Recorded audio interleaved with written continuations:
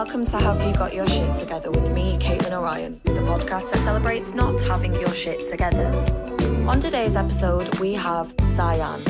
She is 20 and is at the start of her journey into music, modelling and fashion. She's a UK R&B pop artist from South London with Jamaican and St Vincent heritage. She's got an infectious personality and I think you'll agree by the end of this episode that she's going to go very far in life. I hope you enjoy it. Here is Cyan.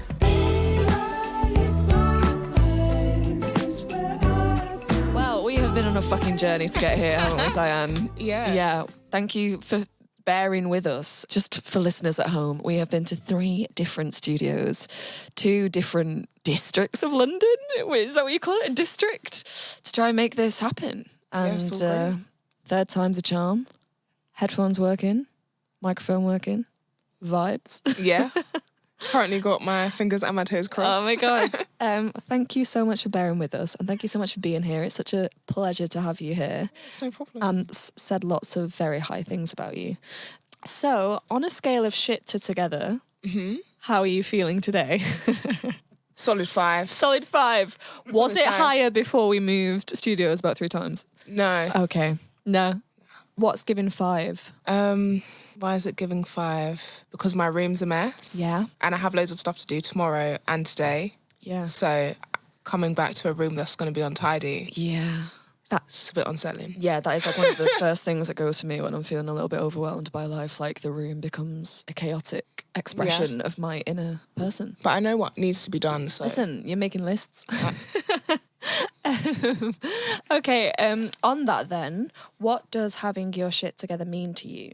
Having my shit together means being on a beach and not having Tory. Yeah. Somewhere hot. Yeah, That's what that means. Just knowing that everything is okay. Everything is okay. Do you know what I mean? In the grand scheme of things. But just no worries. Everything's cool. I know that if I just want to randomly hop on a plane, buy a house, do something drastic, lose 20k if I want, type vibes. Yeah. That's my idea of having my shit together. Yeah, like a space of calm, really. Just content. Everything's cool. You know, have a massage if you're stressed type vibe. Yeah. Because you're saying that you were about a 5 today. What do you think could make you higher? Sorting out my room. Yeah. I feel like that's the main thing. Yeah. Sorting out my room, sorting out my clothes. So I feel prepared for this week. That's also it. I haven't got my schedule for what the rest of my week looks like. And the week has started. So that's also put me on edge a bit because I don't know what I'm preparing for. Yeah. And is that common for you? Do you kind of go into a week not really knowing how it's going to look? Yeah. Yeah. I should be used to it by now, technically. Now that you say it that way, I should be used to it. But I think because this week I'm doing something in fashion, which is away from what I usually do, not knowing how my week looks like is a lot more unusual than how it usually Normally is. Because I feel like that's quite a normal thing when you're like self-employed or like, you know, pursuing an artistic life. Like I definitely wake up each week and I'm a bit like, none of my weeks look the same. And it is that thing of like, even though that is the norm for me, like it still is anxiety inducing because it's so hard to get into like a rhythm. Yeah. Yeah. There is no rhythm. There is no rhythm, baby. What kind of things do you find like grounding then? What helps you when you're kind of, you know, your structure is a bit all over the place? What are the things that you have that keep you grounded? Having other friends in the industry that are literally going through the exact same thing, so you don't feel like you're insane. Oh my God, you know, and being able to have a meeting randomly on a Wednesday at 1 p.m. and be able to hit up your friend and be like, oh, are you around? Like, let's go for lunch or something, because, you know, the friends that I have that are employed 9 to 5, I'm not going to see them until the weekend. And that it normalises like a abnormal lifestyle, I think, doesn't it? Cause for sure. When I first left drama school, I was living with 3 friends who all worked 9 to 5s, and I literally felt like a cat or like a puppy that was like waiting for them to come home and play with me. Like, and it makes you start to feel a bit insane, and like your lifestyle isn't very normal. But if you connect with people who are on similar schedules, it's so I mean, it isn't normal, but then you feel a bit more normal. Yeah. Like talking to those people and stuff. That and I would just mainly say that. That's what like helps me because when you know that people are in similar boats, you always hear you're not alone and all that kind of stuff. You know, it's great to say, but if you don't actually feel it, then what's the point? So I'm actually able to feel that I'm not the only one that feels like they're going insane every day. And I think London is so big and you can feel so lonely in it because everyone's kind of like in pursuit of their own goals, kind of that hustle culture thing. And I think if you can't check in with your friends who kind of like ground you. I had an ex-boyfriend who was like, I've never met someone who goes on so many like mate dates. But for me, it's that thing of like, I needed to see someone each day who was kind of in a similar boat to me so that I didn't feel like I was going a bit insane. Yeah. Yeah. And we need each other as much as like, it's crazy. It's so crazy. So, so before everything went wrong, when we were 2 studios ago, I kind of asked you to summarise what you do because from what I know about you, you're a very multifaceted artist. Yes. So if you want to share with the people listening, how would you pitch yourself? So I would say I'm a musician and model first. Great. That's the easiest way to digest things. But in general, I'm a creative. Yeah. So I want to produce my own TV series. Right. I want to go into styling, fashion-wise. All of these things are kind of interlinked, especially being like an independent artist. A lot of these things that I want to get into, you naturally have to do yourself or, find someone who can. But often with being an independent artist, you don't have the budget to do all of that. Yeah. So you could say I'm a graphic designer, a videographer. You can say I'm all of those things technically by nature because I've had to do... You've had to learn. By force. Some of those things I've grown to enjoy. Some of those things, the minute I get money, someone's doing that. So that's what I would describe myself as, just a creative all-round. But those two are the main things happening in my life. Yeah, because we were saying as well about how there's like... I was speaking to a friend who's similar in terms of he's an actor, but he also wants to pursue music and he like wants to write and all of those things. And how I'd had a conversation with him about it's quite a British thing that we feel like we have to pigeonhole ourselves into the one art form to make it more like palatable for people. I guess in this moment where someone's like, what do you do? It's easier if you're just like, I am this thing. Yeah. But actually like... It depends what they say they are. Yeah, yeah. I usually let them go first. So that it makes more sense. Makes more sense. Especially because I meet a lot of creatives as well. But often a lot of people are saying the same things, like they're 10 other things. And it's not necessarily, that's the thing. I can actually say that most of the things that I do creative-wise is because it's something I'm genuinely passionate about and want to do. But a lot of the times now, creatively, people are having to tap into other creative sides that they don't necessarily want to because they still have to make money. Yeah, for sure. And I feel like that's why a lot of times when speaking to people in the creative industry, they're doing so many other things because they'd rather do something else creative, not necessarily more like what they want to do than do a normal 9 to 5. Yeah, 100%. And I think as well with the industries that like, we're trying to pursue, whether that's like music or acting, like in order to pursue it at a higher level, there's like gatekeepers that are like saying whether you can or cannot do that.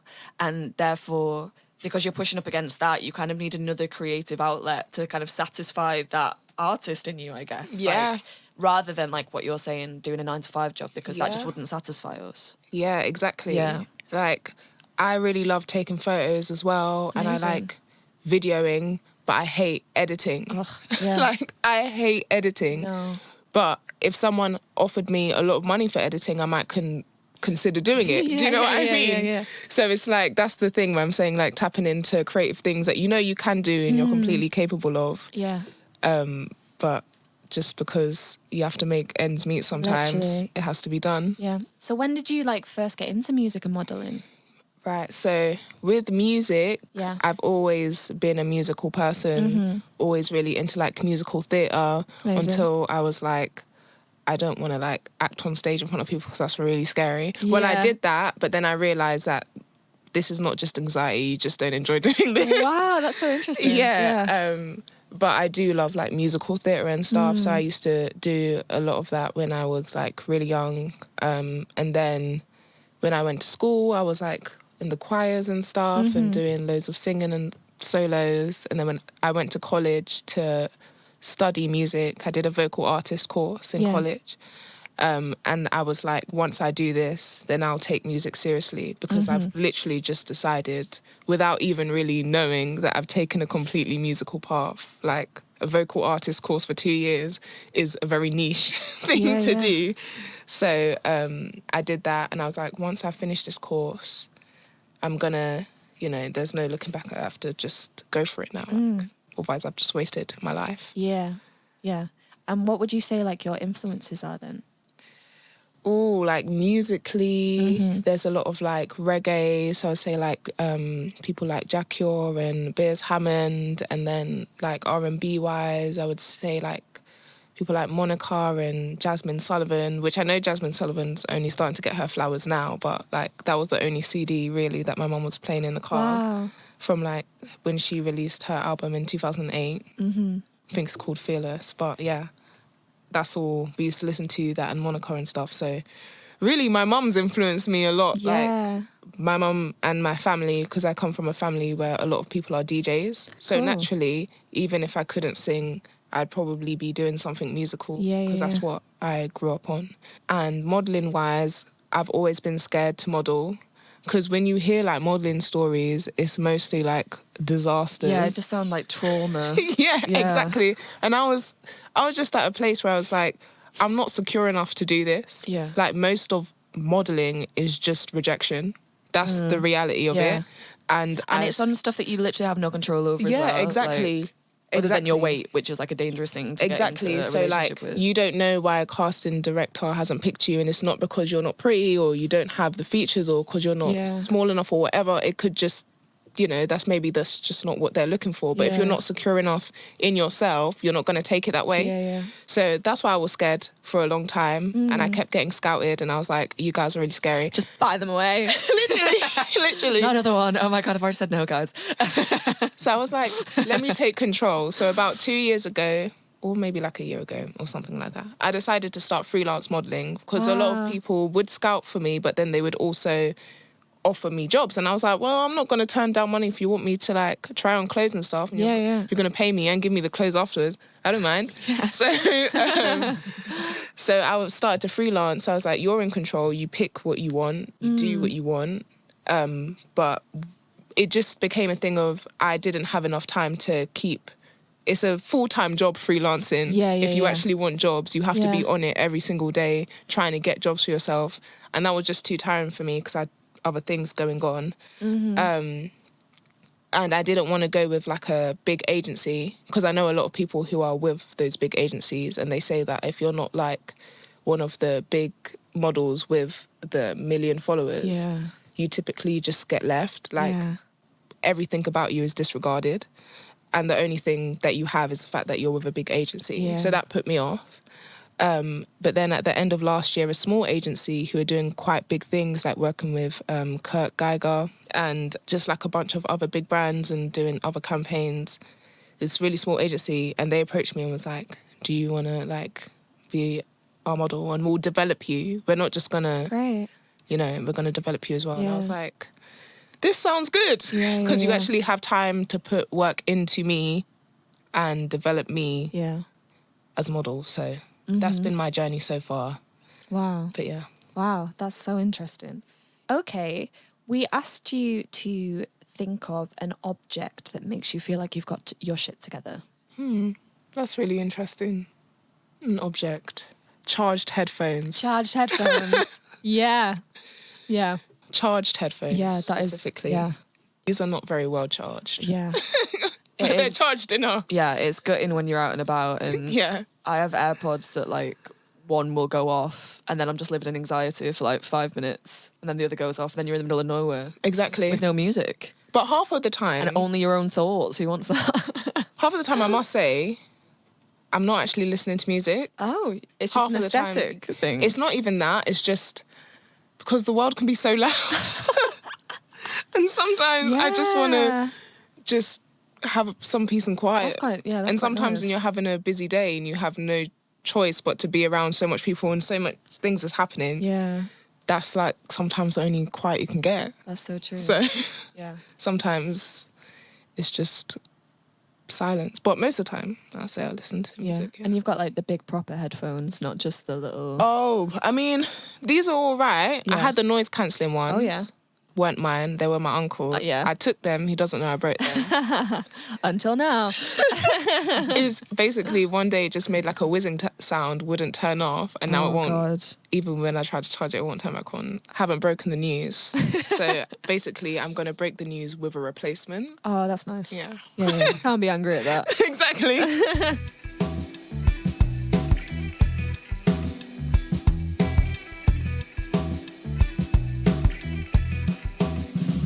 Okay, can you speak of a time in your life where you felt like you really had your shit together? See, I haven't been on this earth for long. You've achieved so much. Honestly, it feels like that some days, but then other days I'm like, what the hell? I feel like in college I did. Okay. How long ago was this? 4 years ago? 3? Not 2, surely not 2. Well, I'm 20, so technically 4. Okay, cool.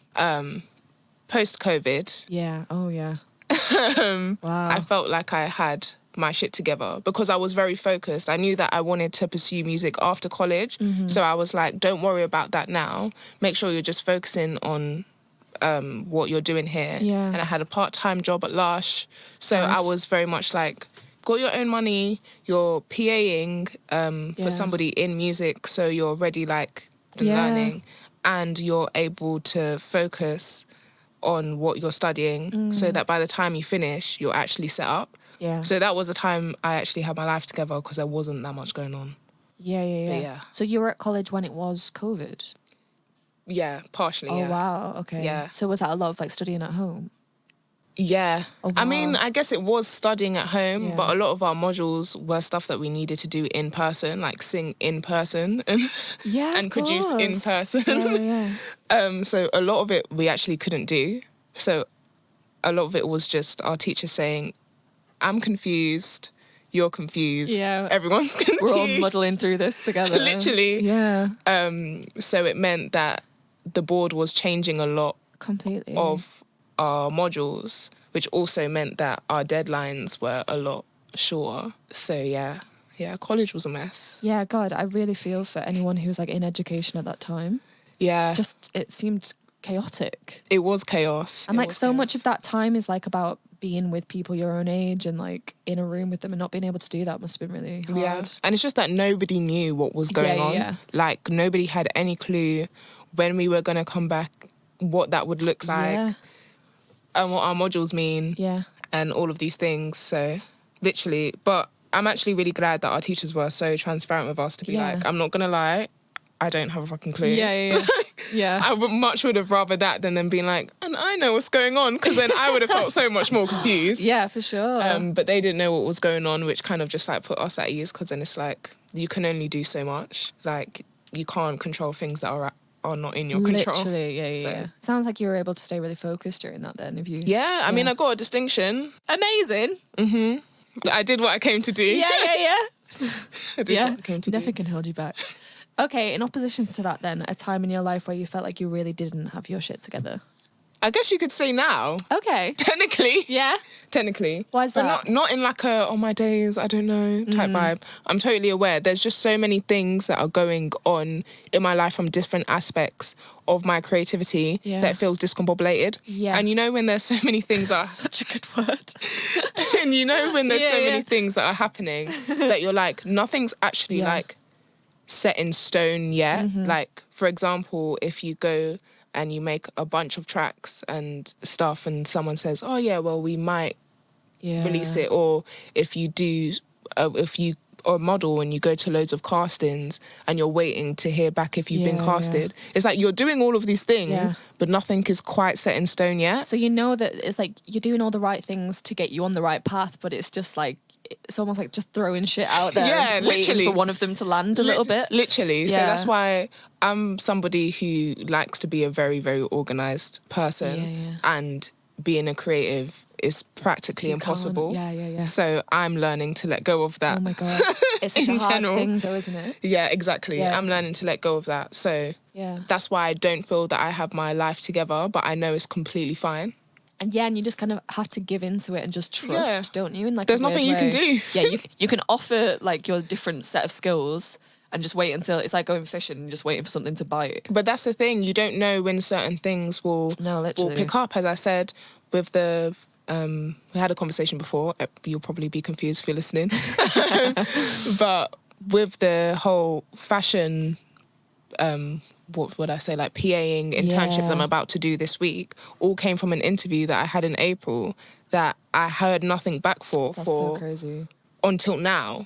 And me recording a song with Ant as well from just last year. Didn't know anything will come of it. I record all the time and now something's getting released. So it's like, that's what you have to do. You know that eventually things will come of things. Plant your seeds. Yeah, exactly. Water them every so often. Exactly. It's funny that you should say that because I feel like I'm kind of in that period as well where it's like I'm kind of like doing 3 different things. So like acting, this podcast, and like I do like spoken word poetry as well. Sick. And I love all of them equally, kind of like what you were saying before, but it is that moment of kind of just throwing a few things out there and kind of seeing which is the one that will take my attention at that time, you know? Maybe that is just part of being an artist, really, no matter what age you're at, because I'm like 10 years older than you. But I hope it gets clearer for you. Thanks, I'll take that. Okay, so that was on now you feel like you don't really have your shit together because of those reasons. Yeah. Yeah. Technically, but I'm okay with it. Yeah, you're just riding the ride. That's fine. We love that. 3 things that make you feel like shit. Going onto public transport when it's raining. Okay, tell me more. It makes me want to... It sounds really dramatic before I say this. But it makes me want to take my skin off and put it in the washing machine. Oh, wow. Okay, wow. That was dramatic, actually. Yeah. Because everyone's just damp. Everything's damp and everything's dirty and everything smells damp and everyone's miserable. Yeah. On a day-to-day, everyone's miserable. Yeah. But when it's raining, There's something, I've thought this as well when I've got on the tube. When you get on the tube and it's summer and it's hot, it's fucking gross because it's like so sweaty and so hot. But it's kind of equally, if not worse, bad when it's like a really rainy day and everyone gets on the tube and it's like the heat from the tube makes it like condensation-y and that is really grim, isn't it? Yeah, that's number 1. Okay. I don't like the smell of coffee. You don't like the smell of coffee? No. Do you like the taste of coffee? No. Wow. No. Wow, we're different. Like both the taste and the smell are like my comfort. What makes me feel like shit? A hangover. A hangover, yeah. How are hangovers at the grand old age of 20? Because I can tell you in 8 years you're going to fucking hate your life. I mean, it depends. Yeah. I'm learning lessons every time. Great, it's all about growth. It's all about growth. I'm learning lessons every time. Like if you're going home at this time, stop drinking by this time. Don't take a shot before you go. No. Do you know what I mean? Unnecessary. Literally, those type of things. It's okay. Yeah. Most of the time. Sometimes I'm fighting for my life. Other times I'm fine. What gets you through a hangover? Getting some fresh air. Okay, get yourself out. Buying something to eat, not cooking. I mean, I don't like cooking anyway, so I don't know why I said that, but... What kind of thing are you buying to eat? Like a fried chicken burger or something. Yeah. Or like, depends where I wake up. Okay. If I'm like at one of my friend's house in like Central or something, then I'll be like, let's go to a restaurant or something. Okay. And drink some water and you'll be fine. Yeah. Even though you feel like you're going to die. This will pass. Yeah. It will pass. God. Mine are getting worse now and they last for like 2 days. And I used to hear like older people say that and I was like, oh, okay, bore off. But like genuinely, it's like 2 days now. I feel anxious. Yeah, it gets worse. Okay, one more thing that makes you feel like shit. Waking up really early in the morning. Are you more of a night owl? Yeah. Yeah. And do you know what? I'm like kind of tired into being gaslit that we should wake up early. Fair fucks. Fair fucks. I recently learned that like we actually have different, is it circadian rhythms? And that some people just are naturally like morning people and some people are later in the day people. And that is me. and I am sick of feeling guilty about being tired until at least 2 p.m. I get why, like, it makes sense to wake up early to start the day and stuff like that. It's capitalism, though, isn't it? This is what I'm saying. Get to work. That's what I'm saying. Like, you only know what's considered the norm. Do you know what I mean? Yeah. So I've just come to realise that I function better later in the day. Yeah, me too. It's when I have my best ideas. Exactly the same. Yeah. But I guess it is technically unhealthy. It's societally judged, isn't it? This is what I'm saying. Yeah. Tired of being gaslit, but... Yeah, literally. I used to think, like, when I was going to school and getting up at, like, 7:30 to get there for 9, awful. Who'd do that to children? But I was like, start us later. Start us at 10, and I'll be way happier. My brain doesn't switch on until 12. Yeah. And if you're not drinking coffee as well, what is waking you up? Nothing. It's exactly until 12. I'm asleep. Yeah, there's mentally, no help. like, there's nothing going on in my brain. Yeah. Apart from the fact that why am I up before then? Yeah. Are you a good sleeper? Yeah. Yeah. I would say so. I would say so. That's good. Hey, Ant. Hey. You do a great job in editing this podcast, might I say. If people like the podcast, what do they need to do? Like it. What else? Follow it on social media. And then what? They could share it with every single person they know. Thanks, Ant. You can go back to your corner now. Bye. Okay, 3 things that make you feel like the shit. Oh, shop tequila. Before the hangover. When you're blissfully The first unaware. shot of tequila. Yeah. Do you know what I mean? Where you feel invincible to a hangover and you kind of forget that the next day is going to feel absolutely awful. That moment where you're like, everything's great. Let's get 3 more. That kind of vibe. Yeah, and then when you have those 3, then you're like, oh. Yeah.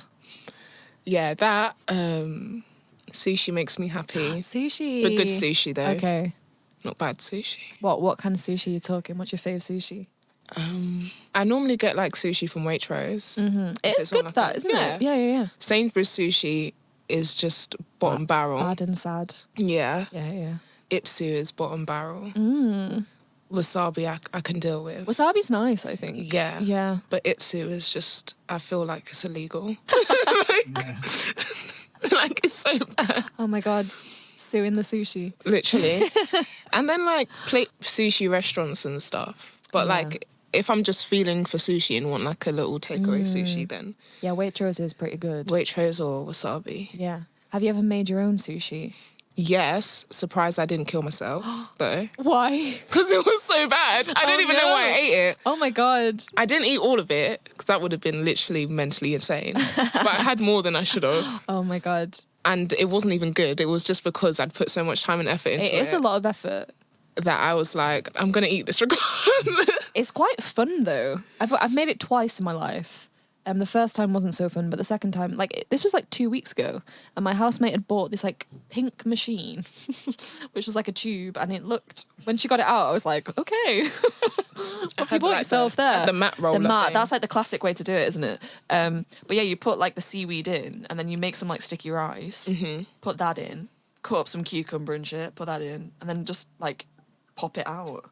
It's mad. Yeah. Eating something, that's the one thing I learned. Yeah. Eating something consistently doesn't mean that you'll necessarily be good at cooking it. Because when I did try to do sushi, and that's the thing, Just because you're a connoisseur does not mean that you can... I literally thought I was going to be a pro to the point where I had nothing planned to eat for the rest of the day. Like, what an idiot. And you've just been sat here shitting on Itsu. And now you've realised that it's actually quite hard for them to make that. But if you're going to make a sushi, like, business, basically, then, come on, guys. It's not even the way how it's made. It's just the quality of it is rubbish. Like, it's probably not even, like, real fish. It's so weird. Yeah. Okay, a third thing that makes you feel like the shit. Refunds. Okay. Because... Yeah. It's money that you've already spent, so you don't expect it back. Okay. And when you get it back, it's like, I've just been paid extra. That makes me feel good. Okay, so what kind of refund? Like if you're returning things or like an unexpected refund? Yeah, like if I'm returning things, if Uber Eats has taken too long to give me my order and they've given me credit. Yeah. Those type of things. They're actually very good at giving refunds as well, aren't they? I think unexpected money is great. Yeah. It's great. Yeah, credits for more sushi, you know? Can't complain there. Okay, something that makes you lose your shit in a positive and a negative way. People who walk slowly when they don't have to. I'm guessing that's a negative way. Yeah. Yeah. I'm a Londoner through and through. Like, Oh my God. it really gets on my nerves. Infuriating. When people are walking slowly, and there's nothing wrong with wanting to walk slowly, but then why are you walking in the middle of the road? Yeah. I just don't understand it. There should be a fast lane and a slow lane. Yeah, like someday I walk like at 100 miles per hour most of the time. Which is standard for London. Yeah. But those times that I feel like if I'm walking by a park and I want to take my time, I'm very considerate of making sure that I'm not in anybody's way. Like anyone who wants to rush past me has loads of space to do that. And I don't feel like loads of people are spatially aware. Do you know what? They are spatially aware. Yeah. They just don't give a fuck. They're just entitled. Literally. Yeah. They just like to walk slowly because it's fun. And I don't like that. Oh my God. No, definitely. Especially if you're in central London, like Oxford Street. I get it, like tourists and stuff, but there's nothing to see here. There's nothing to take a picture of. It's a flipping like TK Maxx, a IKEA Lush. when that comes. There's no need for you to like be walking Meander. so slowly. Yeah. Just move out the way. Move out the way. They should make fast lanes. Yeah, they should, definitely. I think it was Tim, one of our previous guests, and he said one of his pet aches was when people stop at the bottom of an escalator. Yeah. And like, You'd like oh my bump God. into them. Yeah. Like, why would you just stop there? Yeah. But I had it when, because like we're from Manchester, and when I first moved to London, I went back, I got the train home and my dad picked me up from the station and I started walking with him and he was like, why are you walking so fast? And I was like, it's just part of me now. Why are you walking so slowly? I've got places to be. I've got things to do. You're making it slower for us both to get there. But I find it if they come down to London or if I have like friends from not London who come and visit me, they're really like overwhelmed with how fast I'm walking. But I can't imagine it another way now. I've lived like this for too long and too successfully. Same. It's just a better use of time. Exactly. We don't have much, so Yeah. if you're able to walk fast, walk fast. Yeah. It's What am I walking slow for? to take things in. No time for that. Something that makes you lose your shit in a positive way. Like when you go to a party or something and you hear like one of your favourite songs, but not a song that you think other people know, so you didn't think it would be played in the first place. Wow. Yeah. That makes me That's happy. specific, but it's cool. Have you had that recently? Yeah, but I don't remember the song. Yeah. Yeah. Yeah. It's great when you're like in a room with all your mates and like a banger comes on. Like nostalgic. Yeah. Yeah. Yeah, that's a good one. A moment that you found some shit out about yourself. What was the moment that you decided that you wanted to do a certain kind of music or that you wanted to model or like fashion? Talk about fashion a little bit. Yeah. I read in your bio that you put your grandma as like an inspiration. Yeah, for sure. Yeah. I always steal stuff out of her wardrobe. Uh-huh. She steals my clothes too. It's weird. Yeah. Not like my crop tops and stuff. That would be crazy. But like anything that fits, like she'll wear. And I didn't really realize like how influenced I was by her clothes until like I was pretty much in her wardrobe every other day. This is Really? hers, by the way. That was very cool. I noticed that before. It's like a white shirt. Yeah. Yeah, This it's is- lovely. Yeah, this is her. She Yeah, doesn't yeah. know I have it. So. Until this podcast. Everyone's finding stuff out. My uncle, my gran. What the Maybe fuck this else has she question should taken? be a moment everyone else finds some shit out about you. Right. So your grandma's a big influence. Yeah, Yeah. for sure. Yeah. Something I have found out about myself is that like I am very headstrong in what I want to do. Okay. And when you're younger, and I was naturally around a lot of people who are older than me, Yeah. they always try to like give advice, which is completely fine. But it just made me realize that I'm able to actually like stand on what I want to do. That's so good. And I'm very like decisive Yeah. when I want to be decisive. You seem like you know yourself very well. Yeah. Yeah. Do you think Yeah. that's something that you've kind of always had naturally or? Yeah. Yeah. I definitely think that, and because I spent like a lot of time around my gran and still do. So like, she just, well, my parents as well, but like when you have like a older influence in your life, when they're at a stage where they literally don't give a one single fuck, like zero fucks. Like I still feel like my parents to some extent give a couple fucks. They're not at that no give fucks age, which probably comes like after 70, and they're not there. My gran is. So she's like very much of like, you know you the most, so you do what you want to do, and don't let anyone else persuade you to do something that you do not want to do. And that's when I realised that, like, I'm not just embodying this advice. I am actually like this. That's so cool. Yeah. That's so lovely.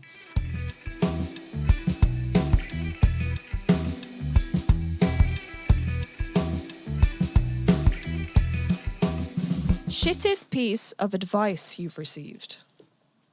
It's to do career-wise, when they're like, just focus on this first. And then you can move on to what else you want to do. And I'm like, and what the fuck are you doing, Susan?